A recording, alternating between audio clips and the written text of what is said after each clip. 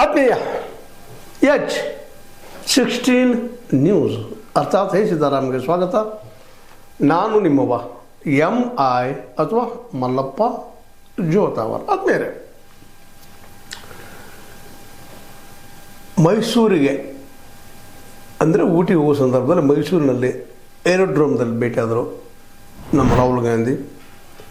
ಮುಖ್ಯವಾಗಿ ಇವತ್ತಿನ CM ಸ್ಪರ್ಧಿಗಳು ಸಿದ್ದು ಅಂದರೆ ಸಿದ್ದರಾಮಯ್ಯ, DKC ಅಂದರೆ DK ಶಿವಕುಮಾರ್ ಭೇಟಿಯಾಗಿ ಸಪ್ರೇಟಾಗಿ ಮಾತಾಡಿ ಹೋದರು ಅನ್ನುವಂತಹ ಒಂದು ಸುದ್ದಿ ಇವತ್ತು ದೊಡ್ಡ ಚರ್ಚೆ. ಕೆಲವರು CM ಬದಲಾದರು, DKC ಬಂದರು, ಇನ್ನು ಕೆಲವೊಬ್ಬರು DKC ಇಲ್ಲ, CM ಉಳಿದ್ರು, ಸಂಪುಟ ವಿಸ್ತರಣೆ ಆಯಿತು. ಏನು ಅವ್ರಿಗೆ ಹೆಂಗೆ ಮನುಷ್ಯ ಬರ್ತದೋ ಆ ರೀತಿ ಚರ್ಚೆ ಅಡ್ಡಿಲ್ಲ ಮಾಡಿ ಚರ್ಚೆ ಆಗಬೇಕಾಗಿದ್ದು. ಹಲವು ಮಗ್ಗಲಗಳಿಂದ ಒಂದು ವಿಷಯ ಚರ್ಚೆ ಆಗಬೇಕಾಗ್ತದೆ, ದಶ ದಿಕ್ಕುಗಳಿಂದಲೂ ಚರ್ಚೆ ಆಗಬೇಕಾಗ್ತದೆ. ಆ ದಿಶೆಯಲ್ಲ ಚರ್ಚೆ ನಡೆದದ, ನಡೀಲಿ. ಸ್ವತಂತ್ರವಾದ ಮೀಡಿಯಾಗೆ ಬೇಕಾಗಿರುವುದು ಸ್ವತಂತ್ರ ಧ್ವನಿ. ಆ ಸ್ವತಂತ್ರ ಧ್ವನಿ ಉಳಿಸಲು ನೀವು ಮಾಡಬೇಕಾದದ್ದು ಇಷ್ಟೇ. ಅದೇನಪ್ಪಾ ಅಂತಂತಂದ್ರೆ ನಿಮ್ಮ ಕೈಲಾದಷ್ಟು ಸಹಾಯ ಈ ಚಾನಲ್ಗೆ ಮಾಡಿ ಹಾಗೂ ನಿಮ್ಮ ಧ್ವನಿಯನ್ನು ಕಾಪಾಡಿಕೊಳ್ಳಿ.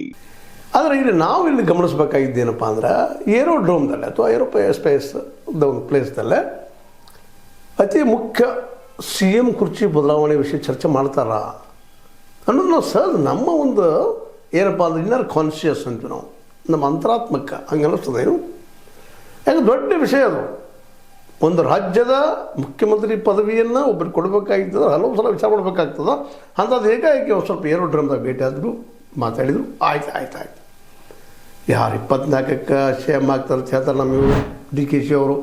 ಅವ್ರ ಫಾಲೋವರ್ಸ್ ಅಂದು ಪಾಪ ಅವರು 6 ಕೊಟ್ಟರು, ಜನವರಿ 9 ಕೊಟ್ಟರು, ಜನವರಿ 24 ಕೊಡ್ತಾ ಇದ್ದಾರೆ. ಹಿಂಗೆ ಕೊಡ್ಬೋದು ಹೊರಟಿದ್ದಾರೆ ಪಾಪ ಅವ್ರು. ತಪ್ಪೇನಲ್ಲ, ತಮ್ಮವ CM ಆಗಲಿ ಅಂತ ಬಯಸ್ತಾರೆ. ಈಗ ನನ್ನ ಮಗ ನಾ ಗಂಗಾಧರ ಅಂತ ಕರಿತೀನಿ ರೀ, ಶ್ರೇಷ್ಠ ನಾವು ಜಗ ಒಪ್ಪಬೇಕಲ್ಲ.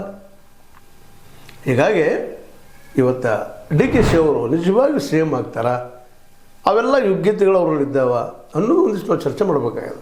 ಈಗ ನಾವು ಬಿಟ್ಟುಬಿಡೋಣ ಇರ್ತೀವಿ ನಮ್ಮ ಇವರನ್ನು, ಸಿದ್ದರಾಮಯ್ಯನ. ಆಲ್ರೆಡಿ CM ಆಗಿದ್ದಾರೆ ಅವರು ತಮ್ಮ ಏನು ಬಯಸಿದ್ರು ಅದಕ್ಕೆ ಹೆಚ್ಚಿನ ಕಾಲಾವಧಿಗೆ CM ಆಗಿದ್ದಾರೆ, ರೆಕಾರ್ಡ್ ಬ್ರೇಕು ಮಾಡಿದ್ದಾರೆ.